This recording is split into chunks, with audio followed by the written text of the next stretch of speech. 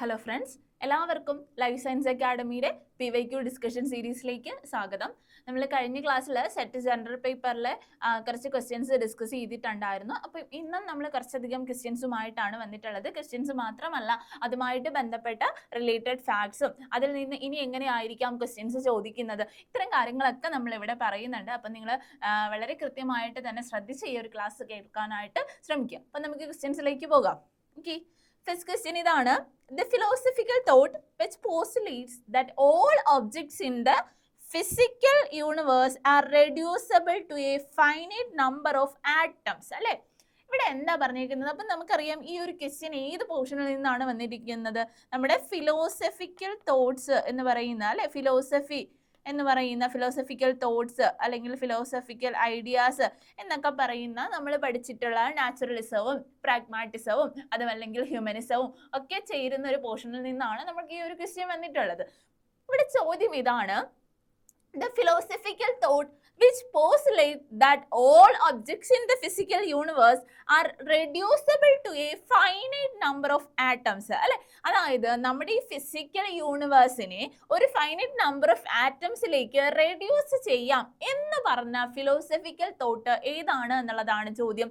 ഇവിടുത്തെ ഓപ്ഷൻസ് ഏതൊക്കെയാണ്? ഒന്ന് ന്യായമുണ്ട്, സാംഖ്യമുണ്ട്, വേദാന്തയുണ്ട്, വൈശേഷികയുണ്ട്. അല്ലെ, അപ്പൊ ഇത് ഓരോന്നും എന്താണ് എന്ന് നിങ്ങൾക്ക് അറിയാമായിരിക്കും, നിങ്ങൾ ഓൾറെഡി പഠിച്ചിട്ടുണ്ടാവും. അപ്പൊ ഇതൊരു PYQ സീരീസ് ആണ്, നമുക്കൊരു റിവിഷൻ എന്ന പോലെ നിങ്ങൾക്ക് എടുക്കാവുന്നതാണ്. അപ്പൊ ഈ ഒരു 4 ടേമുകൾ നിങ്ങളുടെ മനസ്സിലേക്ക് വരുന്നുണ്ടെങ്കിൽ തന്നെ നിങ്ങൾ പകുതി വിജയിച്ചു കഴിഞ്ഞു എന്നുള്ളതാണ്. കാരണം നമുക്കറിയാം ഫിലോസഫിക്കൽ തോട്ട്സിന്റെ ഭാഗത്ത് നമുക്ക് ഈ പേരുകളൊക്കെ പഠിക്കുന്നത് കുറച്ച് ഡിഫിക്കൽട്ടാണ്, അല്ലെ. അപ്പം നമുക്ക് നോക്കാം. ഈ പറയുന്നത് പോലെ നമ്മുടെ ഇന്ത്യയിലെ ഫിലോസഫിക്കൽ തോട്ട്സിനെ പ്രധാനമായിട്ടും 2 ആയിട്ടാണ് നമ്മൾ ഡിവൈഡ് ചെയ്തിട്ടുള്ളത്. നമ്മൾ ക്ലാസ്സുകളിലൊക്കെ പഠിച്ചിട്ടുള്ളവർക്കറിയാം.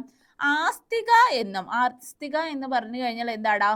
ഓർത്തഡോക്സ് എന്നുള്ളതാണ്, അല്ലെ. ആസ്തിക എന്ന് പറഞ്ഞു കഴിഞ്ഞാൽ ഓർത്തഡോക്സ്, അതായത് വേദങ്ങളുടെ അതോറിറ്റിയെ അക്സെപ്റ്റ് ചെയ്യുന്നവരാണ് ആസ്തിക എന്ന് പറയുന്നവർ. ഇനി മറ്റൊരാൾക്കാരുണ്ട്, നാസ്തിക. ആരാ? നാസ്തിക എന്ന് പറയുന്ന ആൾക്കാരുണ്ട്. ഇവരാരാണ്?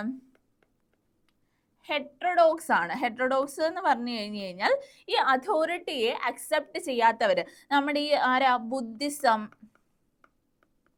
ജൈനിസം, ഇവരൊക്കെ, അല്ലെങ്കിൽ ചാർവാക, ഇവരൊക്കെ ആരുടെ ആൾക്കാരാ? നാസ്തികക്കാരാ, അല്ലെ, നാസ്തിക സ്കൂളുകാരാ. എന്നാൽ നമ്മുടെ ഈ ആസ്തികയിൽ വരുന്നവരാണ് ഈ പറഞ്ഞ ആരൊക്കെ?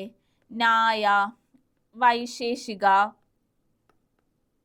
അതേപോലെ തന്നെ സാമാഖ്യ, യോഗ, മീമാംസ, വേദാന്ത, ഇവരൊക്കെ ആരാടാ? ഈ പറഞ്ഞ ആസ്തിക ഫിലോസഫിയിൽ വരുന്നവരാണ്. ഇതിൽ നമ്മൾ എന്താ ഉള്ളത്? വൈശേഷിക ഫിലോസഫി ആണ് നമ്മുടെ ഇവിടുത്തെ ഉത്തരമായിട്ട് വരുന്നത്. ഏതാണ്? വൈശേഷിക ഫിലോസഫി ആണ്. എന്താണ് വൈശേഷിക ഫിലോസഫി എന്ന് ചോദിച്ചു കഴിഞ്ഞാൽ ആരാണ് ഇത് കൊണ്ടുവന്നത്? മഹാഋഷി കന്നഡയാണ്. കന്നഡ അല്ല, കന്നഡ. മഹാഋഷി കന്നഡ, KANADA ആണ് കേട്ടോ. ഉലുക എന്നും പറയാറുണ്ട്. വൈശേഷിക സൂത്ര എന്ന് പറയുന്ന ടെക്സ്റ്റിലാണ് വൈശേഷിക ഫിലോസഫിയെ പറ്റി പറയാറുള്ളത്. ഇതിലാണ് പറയുന്നത് ദ എൻറ്റയർ യൂണിവേഴ്സ് ഒരു ഫിസിക്കൽ യൂണിവേഴ്സ് ആർ റെഡ്യൂസ്ഡ്, അല്ലെങ്കിൽ എന്താണ്, മെയ്ഡ് അപ്പ് ഓഫ് എന്താ? ഇൻഡിവിസിബിൾ ആറ്റംസ്, അല്ലെങ്കിൽ എന്താണ്? ഒരു പരമാണു എന്നാണ് ഇവർ പറയുന്നത്. ആറ്റത്തിനെ പറയുന്നത് എന്താ? പരമാണു എന്നുള്ളതാണ്. അതുകൊണ്ട് തന്നെ ഇതിനെ വിളിക്കുന്ന മറ്റൊരു പേരാണ് അറ്റോമിക് തിയറി, അതല്ലെങ്കിൽ അറ്റോമിസം എന്നും വിളിക്കാറുണ്ട്. അറ്റോമിക് തിയറി അല്ലെങ്കിൽ അറ്റോമിസം എന്നും വിളിക്കാറുണ്ട്. ഇതിൽ പറയുന്ന എന്താണ്? Everything is composed of atoms, അല്ലെ, കമ്പോസ്ഡ് വിത്ത് ആറ്റംസ്. ആറ്റം കൊണ്ടാണ് എല്ലാം നിർമ്മിക്കപ്പെട്ടിട്ടുള്ളത്. ഈ ആറ്റംസ് എന്ന് പറയുന്നത് ഇൻഡിസ്ട്രക്റ്റബിൾ ആണ്. നമുക്ക് എന്ത് ചെയ്യാൻ പറ്റത്തില്ല? ഇതിനെ നശിപ്പിച്ചൊന്നും കളയാനായിട്ട് പറ്റത്തില്ല. അപ്പൊ ഈ കാര്യങ്ങളൊന്ന് ഓർത്തോളുക. അതേപോലെ എന്താണ്? God accepted as the creator who arranged atoms, അല്ലെ. ഈ ആറ്റംസിനെ അറേഞ്ച് ചെയ്തിരിക്കുന്നത് ആരാ? ഗോഡ് ആണ്. അത് അക്സെപ്റ്റ് ചെയ്തിട്ടുണ്ട്. അതേപോലെ ഫിസിക്കൽ വേൾഡിനെ സയന്റിഫിക്കലി പഠിക്കുന്നു. ഇതില് 7 കാറ്റഗറീസ് പറയുന്നുണ്ട്. 7 കാറ്റഗറീസിന്റെ പേരിലേക്കൊന്നും നിങ്ങൾ പോകണ്ട. അതേപോലെ 9 ടൈപ്സ് ഓഫ് സബ്സ്റ്റൻസസ് പറയുന്നുണ്ട്. ഈ സബ്സ്റ്റൻസിനെ ഇവർ വിളിക്കുന്നത്, സബ്സ്റ്റൻസ് ആണെടാ, ദ്രവ്യ എന്ന് പറയും. ദ്രവ്യ എന്ന് വിളിക്കുന്ന എന്തിനാണ്? സബ്സ്റ്റൻസിനെയാണ് വിളിക്കുന്നത്. എർത്ത്, വാട്ടർ, ഫയർ, അങ്ങനെ കുറേ കാര്യങ്ങളുണ്ട്. ദ്രവ്യ എന്ന് വിളിക്കും. ഇവരുടെ ഗോൾ എന്ന് പറയുന്നത് ലിബറേഷൻ അല്ലെങ്കിൽ മുക്തി കിട്ടുക എന്നുള്ളതാണ്. തിയറി അറ്റോമിക്സ് ആണ്, ഖനഡയാണ് കൊണ്ടുവന്നിട്ടുള്ളത്. വൈശേഷിക സൂത്രയാണ് പുസ്തകം. എന്നാൽ ഇനി നമുക്ക് ഇവിടെ പറഞ്ഞിരിക്കുന്ന 3 ഓപ്ഷൻസ് ഉണ്ടല്ലോ, ന്യായ, സാമാഖ്യ ആൻഡ് വേദാന്ത. എന്താ ന്യായ എന്ന് പറയുന്നത്? ന്യായ ഫിലോസഫിയുടെ ഫൗണ്ടർ ആരാ?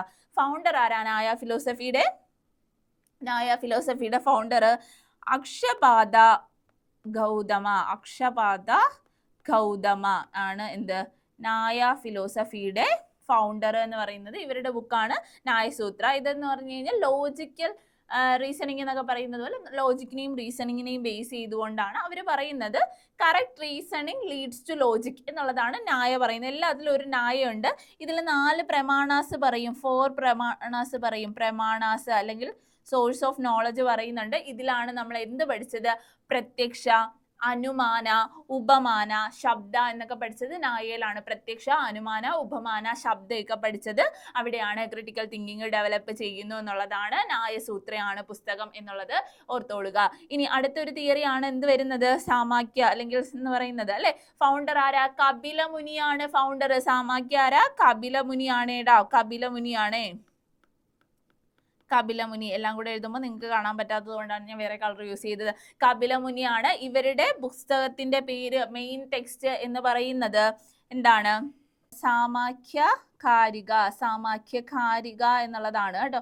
സൂത്രം എല്ലാം ഇവിടെ കാരികയാണ്. കപിലമുനിയാണ് കൊണ്ടുവന്നത്. സാമാഖ്യ മീൻസ് എന്യൂമറേഷൻ എന്നുള്ളതാണ്. എന്യൂമറേഷൻ എന്നുള്ളതാണ് മീനിങ്. എന്യൂമറേഷൻ അതൊക്കെ ഒന്ന് ഓർത്ത് വെച്ചോളുക. അപ്പോൾ അവരിൽ 2 എട്ടേണൽ റിയാലിറ്റീസ് ആണ് അവർ പറയുന്നത്. ഒന്ന് പുരുഷ, മറ്റൊന്ന് പ്രകൃതി. പുരുഷ എന്ന് പറഞ്ഞാൽ നമ്മളെ സോള്, അങ്ങനെയൊക്കെയുള്ള കാര്യങ്ങളാണ്. പ്രകൃതി എന്ന് പറഞ്ഞു കഴിഞ്ഞാൽ എന്താണ്? നേച്ചർ തന്നെയാണ് പറയുന്നത് എന്നുള്ളത് ഓർത്തോളുക. ഇനി അടുത്തൊരെണ്ണമാണ് ഏത്? ന്യായ പറഞ്ഞു, സാമാഖ്യ പറഞ്ഞു. ഇനി ഏതാണ്? വേദ എന്ന് പറയുന്നത് അല്ലെങ്കിൽ വേദാന്ത എന്ന് പറയുന്നത് എന്താണ്? വേദാന്ത എന്ന് പറയുന്ന ഫിലോസഫി ബ്രഹ്മസൂത്രയിൽ നിന്ന് ആരുടേതാണ്? ബദരായന അല്ലെങ്കിൽ വ്യാസന്റേതാണ്. ഏത്? വേദാന്ത എന്ന് പറയുന്നത്. ഇതിലാണ് ഉപനിഷത്തുകള്, ഭഗവത്ഗീതയൊക്കെ നമ്മൾ പറയുന്നത് എന്താണ്? വേദാന്തയാണ്. അപ്പൊ ഇതൊന്ന് ഓർത്തു വെച്ചോളൂ കേട്ടോ. ഇനി അടുത്ത ചോദ്യമാണ്, പ്രമാണ according to Patanjali is the process of dash attaining nirvana, gaining correct knowledge, acquiring skills, learning Vedas. ഇതിൽ ഏതാണ് പ്രമാണ? പതഞ്ജലിയെ സംബന്ധിച്ചിടത്തോളം എന്താണ് പ്രമാണ എന്നുള്ളത് കൊണ്ട് ഉദ്ദേശിക്കുന്നത് എന്നുള്ളതാണ്. പതഞ്ജലി എന്ന് പറഞ്ഞാൽ എന്തിൻ്റെ ആളാടാ? പതഞ്ജലി എന്ന് പറയുന്ന വേർഡ് കേൾക്കുമ്പോൾ തന്നെ ഓർത്തോളണം, യോഗ ഫിലോസഫി ആണ് അല്ലെ. യോഗ ഫിലോസഫി ആണ് എന്നുള്ളത് ഓർത്തോളുക. ഇനി ഈ യോഗ ഫിലോസഫിയിൽ പ്രമാണ എന്ന് പറയുന്നത് correct knowledge, gaining correct knowledge എന്നുള്ളതാണ് പറയുന്നത്. അതായത് 5 മെന്റൽ മോഡിഫിക്കേഷൻസ് പറയുന്നതിൽ ഒന്നാണ് ഏതെന്ന് പറയുന്നത്? ഗെയിനിങ് കറക്റ്റ് നോളജ് ഒബ്റ്റെയിൻ ചെയ്യാൻ 5 കാര്യങ്ങൾ ഉണ്ട്. Perception, inference and reliable testimony. ഇതിലൂടെയാണ് എന്ത് നമുക്ക് കറക്റ്റ് നോളജ് കൊണ്ടുവരാൻ പറ്റുന്നത് എന്നുള്ളതാണ് ആര് പറയുന്നത്? പതഞ്ജലി പറയുന്നത്. ഓക്കെ. ഇനി അടുത്തത് ഒരു മാത്സ് ഫോളോയിങ് ആണ്. നമ്മൾ പഠിച്ചിട്ടുള്ള കാര്യങ്ങളൊക്കെ വെച്ചിട്ടുള്ള ഒരു മാത്സ് ഫോളോയിങ് ആണ്. Mahatma Gandhi, Rabindranath Tagore, Paulo Freire, John Dewey. ഇപ്പുറത്ത് പ്രാഗ്മാറ്റിസം ഉണ്ട്, പെഡഗോഗി ഓഫ് ദ ഒപ്രസ്ഡ് ഉണ്ട്, നയീം താലി ഉണ്ട്, ഗീതാഞ്ജലി ഉണ്ട് അല്ലെ. അപ്പോ ഇതില് ഏതൊക്കെയാണ് മാച്ച് ചെയ്യാനെന്നാ നമുക്ക് എല്ലാവർക്കും അറിയാം. രവീന്ദ്രനാഥ ടാഗോർ എന്ന് പറഞ്ഞു കഴിഞ്ഞാൽ എന്താണ്? ഗീതാഞ്ജലിയാണ്. അദ്ദേഹത്തിന് നൊബേൽ പ്രൈസ് നേടിക്കൊടുത്ത കൃതിയാണ് ഗീതാഞ്ജലി. അപ്പോൾ ഏതിൽ വരുമോടാ? A4 വരും അല്ലെ. A4 വരുന്ന എത്ര ഓപ്ഷൻ? ആകെ ഒറ്റ ഓപ്ഷനേ ഉള്ളൂ. അത് കണ്ടുപിടിച്ചാൽ തന്നെ നമുക്കറിയാം ഓപ്ഷൻ ബി ആണെന്ന്. അങ്ങനെയാണെങ്കിൽ മഹാത്മാഗാന്ധിയുടേത് ഏതാണ്? മഹാത്മാഗാന്ധിയുടേത് നയീം താലി വരും അല്ലെ. 1, 3 വരും. സോറി, മഹാത്മാഗാന്ധി A ആയിരുന്നു. ഏത് വരും? 3 വരും. A3 വരും. ഞാൻ ചെയ്തപ്പോൾ മാറിപ്പോയതാണ്. A3 വരും. മഹാത്മാഗാന്ധി ഏതിലാ വരുന്നത്? നയീം താലിയിൽ വരും അല്ലെ. അങ്ങനെയാണെന്നുണ്ടെങ്കിൽ രവീന്ദ്രനാഥ ടാഗോർ ഏതാ? B 4 വരും. ഇനി C1 പൗലോ ഫ്രൈറ ഏതാ? Pedagogy of the oppressed, critical pedagogy, മറന്നു പോവരുത്. ക്രിട്ടിക്കൽ പെഡഗോഗി നമ്മൾ പഠിച്ചതാണ്. ക്രിട്ടിക്കൽ പെഡഗോഗി പൗലോ ഫ്രൈറ ഒരുപാട് വട്ടം പഠിച്ചതാണ്. ഇത് മാച്ച് ദ ഫോളോയിങ്ങോ അല്ലാതെയോ ഒക്കെ ചോദിക്കുന്നതാണ്. ക്രിട്ടിക്കൽ പെഡഗോഗി എന്ന് കേട്ടാൽ പെഡഗോഗി ഓഫ് ദ ഒപ്രസ്ഡ് എന്നുള്ള പുസ്തകവും അതുപോലെ തന്നെ എന്തും ഓർത്തോളുക, പൗലോ ഫ്രൈറ ഓർത്തോളുക. അതിന്റെ കൂടെ ഞാൻ പറഞ്ഞിട്ടുള്ളതാണ് കോൺസെൻട്രൈസേഷൻ പ്രോഗ്രാമുകൾ. കോൺസെൻട്രൈസേഷൻ അതും ആരുടേതാണ്? പൗലോ ഫ്രൈറയുടേതാണ് എന്നുള്ളത് ഓർത്തോളുക. ഇനി ജോൺ ഡൂയി അപ്പൊ എന്താ വരുന്നത്? ജോൺ ഡൂയി പ്രാഗ്മാറ്റിസം ആണ് അല്ലെ? പ്രാഗ്മാറ്റിസം, ഫാദർ ഓഫ് പ്രാഗ്മാറ്റിസം ആണ് ആര്? John Dewey. Pragmatism, father of pragmatism ആണ് ജോൺ ഡൂയി എന്ന് പറയുന്നത്. ഇനി ഗാന്ധിജിയുടെ ഈ നയീം താലി എന്ന് പറയുന്നത് എന്താണ്? ബേസിക് എഡ്യൂക്കേഷൻ അല്ലേ പറയുന്നത്? ബേസിക് എഡ്യൂക്കേഷൻ ആണ് പറയുന്നത്. ബേസിക് എഡ്യൂക്കേഷൻ ആണ് പറയുന്നത്. അത് ഓർത്തോളുക. John Dewey pragmatism, Mahatma Gandhi Nai Talim basic education ആണ്. ഗീതാഞ്ജലി രവീന്ദ്രനാഥ ടാഗോർ നൊബേൽ സമ്മാനം കിട്ടിയ കൃതിയാണ്. പെഡഗോഗി ഓഫ് ദ ഒപ്രസ്ഡ് കേട്ടാൽ പൗലോ ഫ്രൈറെ ഓർക്കുക. അതുമായിട്ട് ബന്ധപ്പെട്ടാണ് ക്രിട്ടിക്കൽ പെഡഗോഗി ഉള്ളത്. അതുമായിട്ട് ബന്ധപ്പെട്ടാണ് എന്ത്? കോൺസെൻട്രൈസേഷനും ഉള്ളത്. Then who among the following was the first founder of Jainism എന്നുള്ളതാണ് ചോദിച്ചിരിക്കുന്നത്. നമ്മൾ പണ്ട് തൊട്ടേ ജൈനിസവും ബുദ്ധിസവും ഒക്കെ പഠിക്കുമ്പോൾ ബുദ്ധിസം എന്ന് പറഞ്ഞു കഴിഞ്ഞാൽ ആരുടെ പേര് നമ്മൾ ഓർക്കും? ബുദ്ധിസത്തിൽ ആരുടെ പേരാടാ ഓർക്കുന്നത്? ഗൗതമ ബുദ്ധ അല്ലെ? ഗൗതമ ബുദ്ധ. ഗൗതമ ബുദ്ധ. സിദ്ധാർത്ഥൻ എന്ന് പേരുണ്ടായിരുന്ന രാജകുമാരൻ പിന്നീട് എന്താണ്? നാട് ചുറ്റാനിറങ്ങി. അങ്ങനെ എന്ത് ചെയ്തു? നാട് ചുറ്റാനിറങ്ങിയപ്പോഴാണ് അദ്ദേഹത്തിന് കുറെ സത്യങ്ങൾ മനസ്സിലായത്. അങ്ങനെ എന്ത് ചെയ്തു? സന്യാസിയായി, പിന്നീട് ബുദ്ധനായി. ബുദ്ധൻ എന്ത് ചെയ്തു? ബോധോദയം ഉണ്ടായ സ്ഥലം ബോധഗയ എന്ന് പറഞ്ഞു. അദ്ദേഹം സ്ഥാപിച്ചത് ബുദ്ധിസം എന്നുള്ളതായി. അപ്പൊ ഇതൊക്കെ നമ്മൾ പഠിച്ചതാണ്. അതേപോലെ തന്നെ ജൈനിസം എന്ന് കേൾക്കുമ്പോൾ നമ്മുടെ മനസ്സിൽ വരുന്ന ഒരാളുണ്ട്. ആരാണ്? വർദ്ധമാന മഹാവീരൻ. വർദ്ധമാന മഹാവീരൻ. എന്നാൽ ഈ വർദ്ധമാന മഹാവീരനാണോ ആദ്യമായിട്ട് ഈ ജൈനിസം സ്ഥാപിച്ചത്? ആണോ? അല്ല. ഫസ്റ്റ് ഫൗണ്ടർ ഇവിടെ ചോദിച്ചിട്ടുണ്ട്. ഭാഗ്യത്തിന് എന്തില്ല? വർദ്ധമാന മഹാവീരന്റെ പേരില്ല. സ്വാമി മഹാവീർ എന്ന് തന്നിട്ടുണ്ട്. അപ്പൊ നമ്മൾ വിചാരിക്കും ഇനി വർദ്ധമാന മഹാവീരൻ എങ്ങാനും ആണോ ഇതെന്ന് പറഞ്ഞിട്ട് പോയി കുത്തരുത്. ഇവിടുത്തെ ശരിയായ ഉത്തരം ഋഷഭദേവൻ എന്നുള്ളതാണ്. ഋഷഭദേവ്. അപ്പോ ഇവിടുത്തെ ജൈനിസത്തിലെ സന്യാസിമാരെ വിളിക്കുന്ന പേരാണ് എന്ത്? തീർത്ഥങ്കര എന്ന് വിളിക്കും. തീർത്ഥങ്കര എന്ന് വിളിക്കും അല്ലെ? അപ്പൊ ഫസ്റ്റ് തീർത്ഥങ്കരനും ഫൗണ്ടറും ആരാണ്? ഋഷഭദേവനാണ്. പിന്നെ എന്തുകൊണ്ടാണ് വർദ്ധമാന മഹാവീരൻ ഇവിടെ ഇമ്പോർട്ടൻസ് വരുന്നത് എന്ന് ചോദിച്ചു കഴിഞ്ഞാൽ അദ്ദേഹം 24ാമത്തെ തീർത്ഥങ്കരനാണ്. 24th തീർത്ഥങ്കരയാണ്. പക്ഷേ ജൈനിസത്തിനെ എന്ത് ചെയ്യുന്നതില് വളർത്തുന്നതിൽ അല്ലെങ്കിൽ അതിനെ ഫ്ലറിഷ് ചെയ്യാനായിട്ട് സഹായിച്ച ആളാണ്, അല്ലെങ്കിൽ കൂടുതൽ കോൺട്രിബ്യൂഷൻസ് നടത്തിയ ആളായിരുന്നു ആര്? നമ്മുടെ ഈ വർദ്ധമാന മഹാവീരൻ. അതുകൊണ്ടാണ് അദ്ദേഹത്തെ ഇതുമായിട്ട് ബന്ധപ്പെടുത്തി എപ്പോഴും പറയാറുള്ളത് എന്നുള്ളത് കൂടി ഓർത്ത് വെച്ചോളുക. ഓക്കെ, അടുത്തൊരു ചോദ്യമാണ്. Islamic tradition in education lays importance on inculcation of which of the values? താഴെ പറയുന്നവയിൽ ഏത് വാല്യൂസിനാണ് ഇസ്ലാമിക് ട്രഡീഷനിൽ എഡ്യൂക്കേഷൻ പ്രാധാന്യം കൊടുക്കുന്നത് അല്ലെങ്കിൽ ഇൻകൾക്കേറ്റ് ചെയ്യുന്നത്? Freedom and discipline, humility and nobility, equality and equity, quality and excellence. ഇത് കുറച്ചൊരു ബുദ്ധിമുട്ടായിട്ട് നമുക്ക് തോന്നും. കാരണം എല്ലാം നമ്മൾ വിചാരിക്കുമ്പോൾ ഇതിൽ ഏതാണെന്ന് ആലോചിക്കും. ഇതിന്റെ ശരിയായിട്ടുള്ള ഉത്തരം വരുന്നത് ഹ്യൂമിലിറ്റി ആൻഡ് നൊബിലിറ്റി എന്നുള്ളതാണ്. ഹ്യൂമിലിറ്റി ആൻഡ് നൊബിലിറ്റി എന്നുള്ളതാണ്. അത് അവര് എംഫസിസ് കൊടുക്കുന്നത് ഏതൊക്കെയാണ്? Humility, moral character, nobility, honesty, respect for others അല്ലേ? അപ്പൊ ഇതിന്റെ ഏതെങ്കിലും കോംബോ ഓഫർ അല്ല ഞാൻ പറഞ്ഞത്, കോംബോ എന്ന് പറഞ്ഞു കഴിഞ്ഞാൽ കോമ്പിനേഷൻ ആയിട്ട് ചോദിച്ചു കഴിഞ്ഞാലും ഓർത്തോളുക ഇതാണ് എന്നുള്ളത്. എന്താണ്? Respect for others, honesty, nobility, അതേപോലെ തന്നെ ഹ്യൂമിലിറ്റി. ഇതൊക്കെ എന്താണ്? ഇതുമായിട്ട് ബന്ധപ്പെട്ട് വരുന്നതാണ്. ഇനി അടുത്തൊരു ചോദ്യം കുറച്ചൊരു ആപ്ലിക്കേഷൻ ലെവലിലുള്ള ഒരു ചോദ്യമാണ്. നിങ്ങൾ ഒന്ന് കേൾക്കുമ്പോൾ മനസ്സിലാവും. The newly developed vaccines which are beneficial to humans have been opposed by individuals due to moral and ethical reason is an instance of cultural lag, cultural inertia, preservation, diffusion. ഞാൻ നിങ്ങളെ ഈ ഒരു പോർഷൻ പഠിപ്പിച്ചിരുന്ന സമയത്ത് പറഞ്ഞിരുന്നു, എല്ലായ്പ്പോഴും നമുക്ക് question പേപ്പറിൽ കാണാവുന്ന ടേമുകളാണ് cultural inertia, cultural lag, cultural preservation, diffusion. ഇതൊക്കെ അപ്പോൾ കൃത്യമായിട്ട് ഇത് ഓരോന്നും എന്താണ് എന്നുള്ളത് നിങ്ങൾ അറിഞ്ഞിരിക്കേണ്ടതും അത്യാവശ്യമാണ്. അപ്പൊ ഇവിടെ ഒരു സ്റ്റേറ്റ്മെന്റ് തരത്തിലാണ് ചോദിച്ചേക്കുന്നത്, നേരിട്ട് ഇതിനെപ്പറ്റി ചോദിച്ചേക്കല്ല. എന്താ പറഞ്ഞത്? The newly developed vaccines which are beneficial to humans. ഹ്യൂമൻസിന് ബെനിഫിഷ്യൽ ആയിട്ടുള്ള ഒരു പുതിയ വാക്സിൻ എന്ത് ചെയ്തു? നിർമ്മിച്ചു അല്ലെ? പക്ഷേ ഇത് എന്ത് ചെയ്തു? കുറെ ഇൻഡിവിജ്വൽസ് ഒപ്പോസ് ചെയ്തു. കാര്യം എന്താ? മോറൽ ആൻഡ് എത്തിക്കൽ റീസൺസ് ഉണ്ട്. അപ്പൊ ഇത് എന്ത് എന്ന് പറയും? കൾച്ചറൽ ലാഗ് എന്ന് പറയോ, കൾച്ചറൽ ഇനേർഷ്യ എന്ന് പറയോ, കൾച്ചറൽ പ്രിസർവേഷൻ എന്ന് പറയോ, കൾച്ചറൽ ഡിഫ്യൂഷൻ എന്ന് പറയോ എന്നുള്ളതാണ് ചോദ്യം. എന്താ പറയുന്നത്? കൾച്ചറൽ ലാഗ് എന്നുള്ളതാണ് പറയുന്നത്. ഇത് കൊണ്ടുവന്നത് ആരാടാ? വില്യം ഓഗ്ബൺ ആണ് കൊണ്ടുവന്നത്. അതായത് ഒരു മെറ്റീരിയൽ കൾച്ചർ ടെക്നോളജി എന്ത് ചെയ്യുമ്പോൾ, ഡെവലപ്പ് ചെയ്യുമ്പോൾ faster than the non material culture, അല്ലെങ്കിൽ ബിലീഫ്സ്, നമ്മുടെ മോറൽസ് അല്ല, വാല്യൂസ്, എത്തിക്സ്.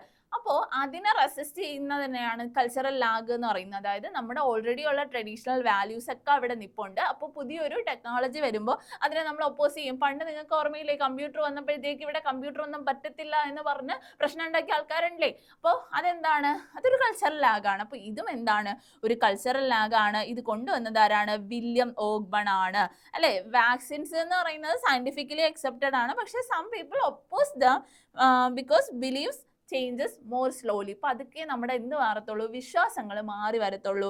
അതുകൊണ്ട് എന്ത് ചെയ്യും? നമ്മൾ അതിനെ അങ്ങ് എതിർത്ത് കളയും അല്ലെ? ഇനി മറ്റൊരു കാര്യം ഉണ്ടല്ലോടാ, കൾച്ചറൽ പ്രിസർവേഷൻ എന്ന് പറഞ്ഞു കഴിഞ്ഞാൽ എന്താ? കൾച്ചറൽ പ്രിസർവേഷൻ അല്ലെങ്കിൽ കൾച്ചറൽ ഇനേർഷ്യ എന്നൊക്കെ പറഞ്ഞു കഴിഞ്ഞാൽ എന്താണ്? അത് ഞാൻ പറഞ്ഞതാണ്, പഠിച്ചോളണം എന്ന് പറഞ്ഞതാണ്. കൾച്ചറൽ ഇനേർഷ്യ നമ്മൾ പറയത്തില്ലേ, ഇനേർഷ്യ മലയാളത്തിൽ ജഡത്വം എന്നൊക്കെ പറയും അല്ലെ? കൾച്ചറൽ ഇനേർഷ്യ എന്ന് പറയുന്നത് ഇതും എപ്പോഴും ചോദിക്കുന്നതാണ്. Tendency of people or society to continue following existing beliefs അല്ലേ? അതായത് ഞാനൊരു ബിലീഫ് തുടർന്നു പോകുന്നു അല്ലെ? ഇപ്പൊ എനിക്കൊരു വിശ്വാസമുണ്ട് അല്ലെ, ഞാൻ ഇന്ന കാര്യങ്ങളിലൊക്കെ വിശ്വസിക്കുക, നാളെ ഞാൻ അതിൽ തന്നെ വിശ്വസിച്ചോളാം, എന്നെ ആരും മാറ്റാൻ വരരുതേ, ഞാൻ അതിൽ തന്നെ വിശ്വസിക്കുള്ളൂ. ബിലീഫ്സ്, കസ്റ്റംസ്, ഇതൊക്കെയാണ്. അതായത് പുതിയ ചേഞ്ചസ് വരുന്നു, പുതിയ ഐഡിയാസ് ഉണ്ട്, എന്നാലും ഞാൻ വിശ്വസിക്കത്തില്ല. ഇപ്പൊ ഒരു എക്സാമ്പിൾ പറഞ്ഞു കഴിഞ്ഞാൽ, പണ്ടുള്ള ആൾക്കാർ ആയുർവേദം അല്ലേടാ യൂസ് ചെയ്തിരുന്നത്. അപ്പോഴാണ് നമ്മുടെ ഈ അലോപ്പതി മെഡിസിൻ കുറച്ച് എന്താണ് അതിനൊക്കെ ശേഷമല്ലേ ഫെമിലർ ആയി വന്നത്. അതായത് വളരെ പണ്ട്. അപ്പോഴ് അന്നുണ്ടായിരുന്ന പല ആൾക്കാരും പറയത്തില്ലേ, അയ്യോ എനിക്ക് ആ ഇംഗ്ലീഷ് മരുന്നൊന്നും പറ്റത്തില്ല, എനിക്ക് ആയുർവേദം. ഇതെന്താ? ഒരു കൾച്ചർ ലാഗ്. അതായത് പുതിയ കാര്യങ്ങൾ ഉണ്ട്, പക്ഷെ അതെന്ത് ചെയ്യാൻ പറ്റില്ല, എനിക്ക് അങ്ങോട്ട് അക്സെപ്റ്റ് ചെയ്യാൻ പറ്റുന്നില്ല എന്നുള്ളതാണ്. അതായത് വേറെ നമുക്ക് റിലേറ്റ് ചെയ്യുന്ന ഒരു എക്സാമ്പിൾ പറഞ്ഞാൽ, നമ്മൾ ഡിജിറ്റൽ വേൾഡിലേക്ക് വന്ന് അല്ലേ? അപ്പോൾ ഡിജിറ്റൽ വേൾഡിലേക്ക് വന്നെങ്കിൽ പോലും ഇപ്പോഴും എനിക്ക് ഹാൻഡ് റിട്ടൺ നോട്ട്സേ പറ്റുള്ളൂ, ഞാൻ പ്രിന്റ് എടുത്തൊന്നും വായിക്കില്ല എന്ന് പറയുന്ന ആൾക്കാരില്ലേ? അതെന്താണ്? കൾച്ചറൽ ഇനേർഷ്യയുടെ ഭാഗമാണ്. പിന്നെ അതൊക്കെ ഓരോരുത്തരുടെ താല്പര്യമാണ്, എന്നാലും പറഞ്ഞതാണ്. ഇനേർഷ്യ എന്ന് പറഞ്ഞാൽ നമുക്ക് എന്ത് പറയാം? ഇനേർഷ്യ ഒറ്റ വാക്കി പറഞ്ഞാൽ റെസിസ്റ്റൻസ് ടു ചേഞ്ച് ആണ്. പക്ഷെ ഈ ലാഗ് എന്ന് പറഞ്ഞാൽ എന്താ? കുറച്ച് ബുദ്ധിമുട്ടുണ്ടെങ്കിലും എന്താണ്? ഡിലേ ഉണ്ട്. പക്ഷെ എന്ത് ചെയ്യും? പതുക്കെ നമ്മൾ അത് അക്സെപ്റ്റ് ചെയ്യും. ഡിലേ ഇൻ അക്സെപ്റ്റിംഗ് ചേഞ്ച് ആണ് പറയുന്നത് അല്ലെ? ഇനി ഈ പറഞ്ഞ പ്രിസർവേഷൻ എന്ന് പറഞ്ഞാൽ എന്താ? നമ്മുടെ കൾച്ചറിനെ തന്നെ പ്രിസർവ് ചെയ്യുക എന്നുള്ളതാണ്. ഡിഫ്യൂഷൻ എന്ന് പറഞ്ഞു കഴിഞ്ഞാൽ നമുക്കൊരു കൾച്ചർ ഉണ്ട് എന്ന് പറഞ്ഞിട്ട് എന്താണ്, നമ്മൾ ബാക്കിയുള്ളവരുടെ കൾച്ചർ ഒന്നും അംഗീകരിക്കാണ്ടൊന്നും ഇരിക്കത്തില്ല, നമ്മൾ അവരെയും കൂടി ഇങ്ങോട്ട് ചെയ്ത് എന്ത് ചെയ്യും? അതിനങ്ങ് കോർത്തിണക്കും. ഇതാണ് എന്ത്? കൾച്ചറൽ ഡിഫ്യൂഷൻ എന്ന് പറയുന്നത്. ക്ലിയർ ആണ് എന്ന് വിശ്വസിക്കുന്നു. അപ്പൊ കൾച്ചറൽ ലാഗ്, കൾച്ചറൽ ഇനേർഷ്യ, അതേപോലെ തന്നെ പ്രിസർവേഷൻ, ഡിഫ്യൂഷൻ, ഇതൊക്കെ വളരെ വളരെ ഇമ്പോർട്ടൻ്റ് ആയിട്ടുള്ള ടേമുകളാണ്. നിങ്ങളത് കൃത്യമായിട്ട് ഓർത്തിരിക്കുക കൂടി ചെയ്യുക എന്നുള്ളതാണ്. ഓക്കെ. അപ്പോൾ നമ്മളൊരു 5-6 ക്വസ്റ്റ്യൻ ആണ് ഈ ഒരു സെഷനിൽ ഡിസ്കസ് ചെയ്തിട്ടുള്ളത്. അതിലൂടെ കുറച്ചൊരു ടോപ്പിക്സും നമ്മൾ ക്ലിയർ ചെയ്തിട്ടുണ്ട്. വളരെ ഷോർട്ട് ആയിട്ടുള്ള വീഡിയോസ് ആണ്. അപ്പോൾ ഈ ഷോർട്ട് ആയിട്ടുള്ള വീഡിയോസിൽ നിന്ന്, അതായത് ഈ ഒരു വീഡിയോയിൽ നിന്ന് തന്നെ നിങ്ങൾക്ക് 1 മാർക്ക് കിട്ടും എന്നുള്ളത് ഉറപ്പാണ്. അപ്പോൾ കൃത്യമായിട്ട് അതൊന്ന് നോക്കി പോകാനായിട്ട് ശ്രമിക്കുക. അടുത്തൊരു ക്ലാസ്സിൽ അടുത്ത ക്വസ്റ്റ്യൻസുമായിട്ട് നമുക്ക് കാണാം. Okay, thank you.